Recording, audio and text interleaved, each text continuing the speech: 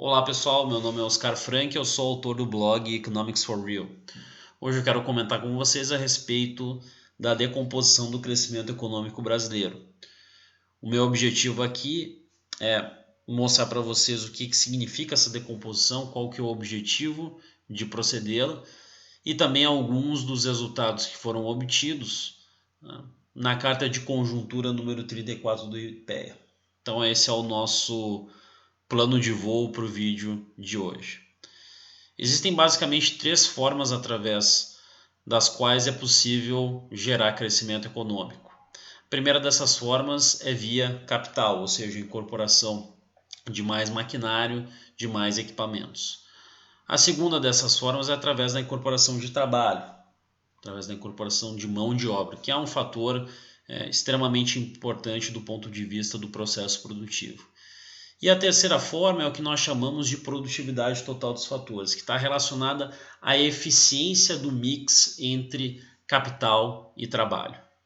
Então, toda vez que essa eficiência é melhorada, e isso pode acontecer por diversos fatores, seja porque um país tem mais liberdade econômica, seja porque ele é mais competitivo, porque apresenta uma infraestrutura mais qualificada, seja porque a distribuição do capital e trabalho favorece a geração de crescimento econômico, seja porque um país tem instituições mais voltadas para a geração de crescimento econômico.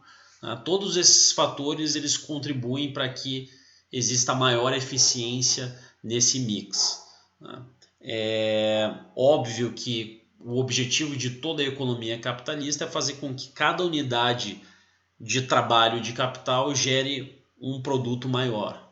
Então é aumentar a produtividade, aumentar a eficiência, né, desses fatores de produção. Então é isso que nós chamamos de produtividade total dos fatores. Antes de discutir aqui os resultados, eu quero mostrar para vocês essa nota metodológica e destacar aqui alguns fatores que me pareceram interessantes e que tornam essa estimativa bastante útil. Bom, em primeiro lugar, gostaria de destacar aqui o elemento capital. Então existe uma separação de cada um desses componentes que eu procurei explicar anteriormente. O capital é dado por esse K e ele é corrigido, esse capital, pelo nível de utilização da capacidade instalada. O que acontece? Sem esse fator de correção, nós assumiríamos como hipótese que essa quantidade de capital ela estaria sendo utilizada de uma maneira constante ao longo do tempo. O grau de intensidade dessa utilização da capacidade instalada seria constante. A gente sabe que isso não acontece, que essa é uma hipótese bastante realista, então o pessoal do IPEA procurou incorporar esse nível de utilização da capacidade instalada justamente para gerar uma medida mais acurada da realidade. Aqui nós temos o trabalho dado por esse L, e ele é corrigido pelo mesmo fator, pela mesma razão, perdão, do capital, pela taxa de desemprego. Então, o que acontece? O que a gente pode falar nesse caso? Nós estaríamos assumindo que a intensidade da mão de obra, caso não houvesse esse fator de correção, seria constante. A gente sabe que isso também não é verdade, porque existem períodos que são mais ou menos intensos em utilização de trabalho e a gente pode ter uma medida disso através da taxa de desemprego. E esse razão T é justamente a PTF, é justamente a produtividade total dos fatores. Então, essa metodologia, eu não quero entrar aqui em detalhes de como que isso é feito do ponto de vista matemático e estatístico, mas quero mostrar para vocês aqui os resultados que foram obtidos aqui junto a essa tabela 1. Então, como é que a gente pode ler essa tabela aqui? Nós temos o capital, trabalho, a PTF, a produtividade total dos fatores, e o PIB. O que significam esses valores? São as taxas médias ao ano em pontos percentuais. Para 4 períodos, 94-97, 98-2013, 2004-2011 e 2012-2016. Então, no período entre 94 e 97, a economia brasileira cresceu em média 3,9% ao ano. 1,7 ponto percentual pode ser atribuído ao capital, 0,7 ponto percentual ao trabalho e 1,5 ponto percentual à PTF. Então é assim que a gente lê esse gráfico, ok? Então eu pretendo comentar agora com vocês alguns dos resultados analisando esse gráfico interativo que foi feito no R. Então, em relação ao capital, percebam o seguinte: entre 94, 97, 2004 e 2011 foram justamente os valores mais altos. E esses valores eles coincidem com taxas de câmbio bastante sobrevalorizadas. Então, o que aconteceu nesse período entre 94 e 97? Esse período ele foi marcado pela âncora cambial utilizada pelo Plano Real, exatamente com o objetivo de ajudar no controle inflacionário. Mas aí o que aconteceu? Várias empresas aproveitaram esse período de câmbio sobrevalorizado para modernizar seu parque produtivo. A gente sabe que um câmbio bastante sobrevalorizado, ele auxilia no processo de entrada de importados, ele torna os importados relativamente mais baratos em relação às mercadorias nacionais. Lembrando que houve já um período de abertura comercial, sobretudo ali no início dos anos 90, e essa marcou a estabilidade monetária marcou uma nova fase dessa abertura comercial, incentivada por esse câmbio bastante valorizado.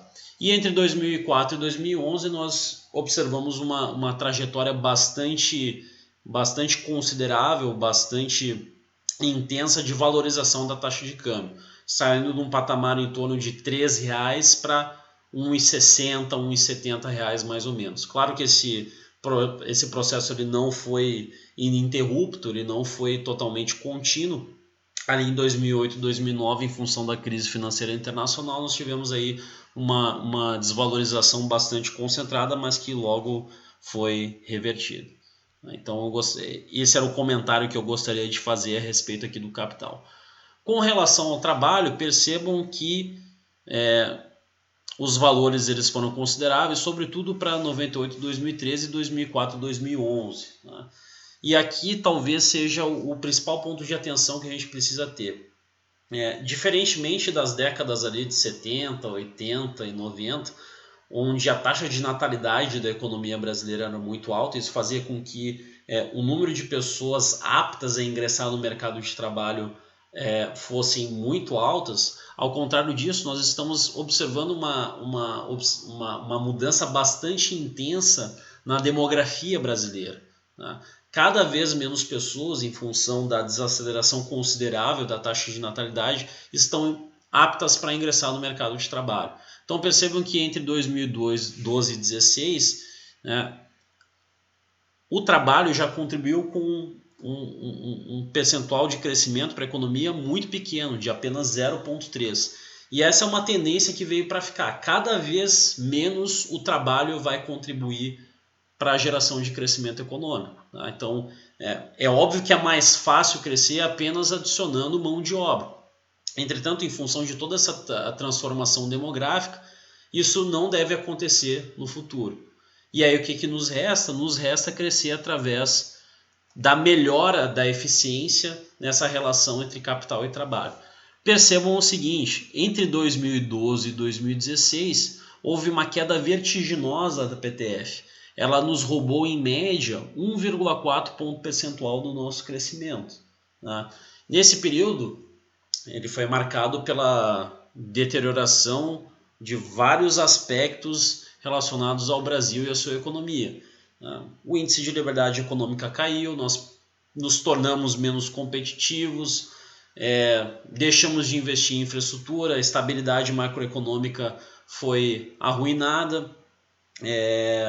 Nós tivemos aí, portanto, a deterioração de uma série de indicadores que acabaram provocando essa redução considerável da PTF. Instituições para o crescimento que também pioraram de maneira considerável, a percepção da corrupção no Brasil que também aumentou, não só a percepção, aqui eu estou pensando naquele índice de percepção da corrupção da Transparência Internacional, mas a corrupção de fato, por tudo que a gente acompanha, também aumentou de maneira considerável. Isso também tem repercussões sobre o crescimento econômico. Então, tudo isso fez com que esse foi o principal fator, né, que nos levou a uma queda média de 0,4 ponto percentual. Claro que aqui a gente também considera os 3,8% de queda do PIB em 2015 e 3,6% em 2016. Esse período entre 2004 e 2011 ele apresentou um crescimento bastante intenso da PTF. Eu até escrevi um texto no blog relacionando isso com o aumento dos termos de troca. Claro que um período de crescimento mundial mais forte, claro que um período de ampla liquidez e de aumento dos preços das exportações de produtos básicos, que apresentam um peso bastante grande na nossa pauta, isso também contribui para aumentar a PTF. Então, se vocês derem uma procurada lá no blog, vocês vão ver um texto que eu procurei relacionar exatamente essas duas coisas, termos de troca e PTF. Então, o grande recado que eu quero deixar para vocês é o seguinte: cada vez mais será difícil crescer através da incorporação de mão de obra. Nós precisamos adotar medidas para elevar o crescimento da economia através da PTF. E aí o que se precisa fazer? Bom, se precisa fazer uma série de coisas, né? As reformas, elas são essenciais. Então, modernizar as relações de trabalho é fundamental e não ficar preso a uma CLT que é da década de 40. A reforma tributária é essencial, aumento dos gastos em infraestrutura é essencial, melhora das instituições que gerem mais crescimento econômico são fundamentais, direitos de propriedade, assegurar esses direitos, melhora da segurança jurídica. Então, todos esses componentes, né, eles podem nos ajudar a gerar um quadro mais positivo para a produtividade total dos fatores. E acima de tudo, sobretudo, a questão da educação. Se a gente vai analisar casos de sucesso, como que países que eram pobres até meados do século passado conseguiram se tornar ricos, a gente percebe que o investimento, sobretudo na educação básica, foi fundamental, foi um processo transformador para a geração de renda sustentada nesses países. Então, existe sim um conjunto de medidas que são necessárias. Essa é uma agenda, tanto do ponto de vista macro quanto do ponto de vista micro, que é fundamental. É preciso melhorar isso, né? E os desafios eles são imensos. Então, essa fase de crescimento econômico fácil que é gerada por... talvez isso possa acontecer novamente no futuro, uma onda de crescimento econômico mundial que favoreça o nosso crescimento, mas essa fase fácil que aconteceu no passado, que foi somente através da incorporação de mão de obra, isso definitivamente acabou, né? Se nós quisermos nos tornar ricos, a gente vai precisar ir para o caminho mais difícil, que é o único que nos resta, né? Eu espero que vocês tenham gostado desse vídeo. Assim como outros gráficos interativos, vocês também podem comparar aqui apenas 2 tipos de períodos ou 3 tipos de períodos, da maneira que vocês quiserem. Se a gente quiser, por exemplo, selecionar somente os 2 últimos períodos, eu desseleciono esses 2 primeiros e vai aparecer somente os 2 últimos, tá? Então vocês podem interagir nesse gráfico da maneira que vocês acharem mais pertinente. Bom, pessoal, espero que vocês tenham gostado desse vídeo. Agradeço a oportunidade e até a próxima.